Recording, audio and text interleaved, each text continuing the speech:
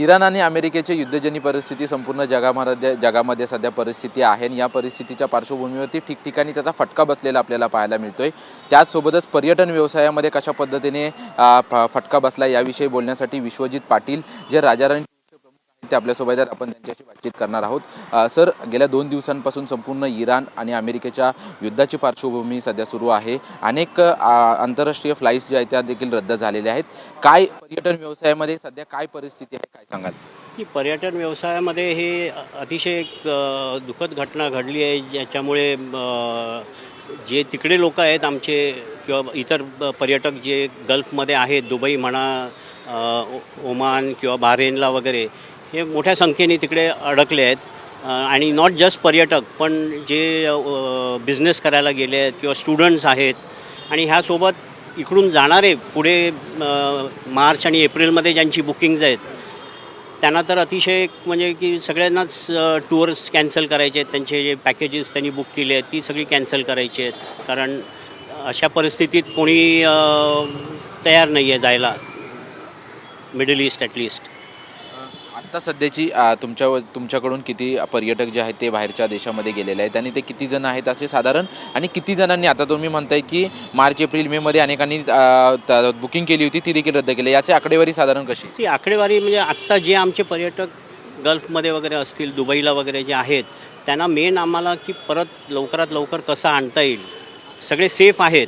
कारण तिकडे जसं थोडं मीडियामध्ये किंवा काही व्हॉट्सॲप मेसेजेसमध्ये वगैरे काही बॉम्बस्फोट असे तसे झाले आहेत, पण तेवढी वस्तुस्थिती तेवढी वाईट नाही आहे। Everybody is safe. फक्त परत कधी एअरपोर्ट सुरू होतील, त्यांना कसं परत आणायचं ही एक मोठी जबाबदारी आहे। आणि साईड बाय साईड आत्ता जे पुढची जी बुकिंग्ज आहेत ती तर 99% सगळीच कॅन्सल होत आहेत।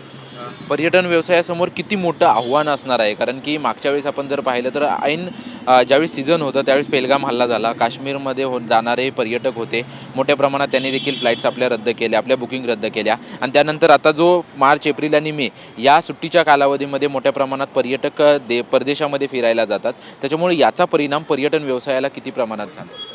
नाही बघा, हा कसं आहे की पेहलगाम अटॅक हा एकदम सीझन सुरू होत होता झालेला आणि त्याच्यात तो घडला, आणि पूर्ण एप्रिल मे जून हा सीझन कोलॅप्स झालेला पर्यटक कंपनीजसाठी। सिमिलर सिच्युएशन आत्ता पण तशीच झाली आहे की सीझन आत्ता सुट्ट्या पडू लागल्या आहेत आणि ही घटना घडली आहे मिडल ईस्टमध्ये। आज भले मिडल ईस्टचा दुबईचा वगैरे पीक सीझन नाही आहे, कारण तिकडे आता गरमी चालू होते, समर सीझन चालू होतो, म्हणून कमी पर्यटक जातात, पण शेवटी दुबई किंवा अबुधाबी हे ट्रान्झिट हे आहेत for flights going to America, युरोपला जायला वगैरे। तर त्याकरता सुट्ट्यांसाठी जाणारे बरेच पर्यटक ज्यांची फ्लाईट्स वाया दुबई आहेत किंवा वाया अबुधाबी आहेत, ही सगळी कॅन्सल झाल्यामुळे त्यांच्यावर बराच परिणाम पडणार।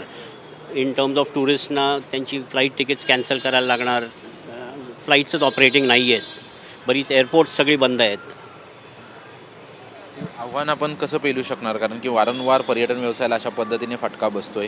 हा जो आता जे युद्धजन्य परिस्थिती आहे की ह्या फ्लाईट्स देखील सुरू होण्यासाठी खूप उशीर लागणार आणि त्यानंतर देखील बुकिंग येतील की नाही याची शाश्वती नाही। आव्हान कशा पद्धतीने पर्यटन व्यवसायाला आहे? आता कसं झालं आहे की हा एक ग्लोबल फेनॉमेना झाला आहे आत्ता। म्हणजे असं नाही की बाबा कुठलं तरी क्षेत्र जिथे आतंकवाद चालू आहे किंवा लढाई चालू आहे, हे आता ग्लोबल फेनॉमेना झाला आहे की कुठेही काही कधी होऊ शकतं। तर आता टुरिस्ट पण थोडे सावधान झाले आहेत की जास्ती ॲडव्हान्समध्ये बुकिंग न करतात, थोडं लास्ट मिनटाला बुकिंग करतात, कारण ह्या परिस्थिती कधी येऊ शकतात आणि आले आहेत। एक्स्पेशली जिथे युद्धाचं जरा वातावरण असल्यामुळे लोक पण सावधान असतात की बाबा इथे कधी काही चिघळू शकेल। तर त्या दृष्टीने काही सेक्टर्स आहेत जिथे लोक सावधान राहून लास्ट मिनटाला बुकिंग करतात। आमच्याशी बातचीत केल्याबद्दल आपण पाहतोय की इराण आणि अमेरिकेची ज्या पद्धतीने युद्धाची पार्श्वभूमी आहे त्यानुसार पर्यटन व्यवसायाला मोठ्या प्रमाणात परिणाम झाला आहे आणि जवळपास 99% लोक हे आपल्या बुकिंग जे आहे, जे परदेशात जाणारे बुकिंग जे आहेत ते रद्द करण्यात आलेले आहेत, अशी माहिती जी आहे ते राजाराणी टूर्सचे प्रमुख विश्वजित पाटील यांनी दिल्याचं आपल्याला पाहायला मिळतं। कॅमेरामॅन मोहन दुबेसह निवृत्ती वावर, TV9 मराठी, मुंबई।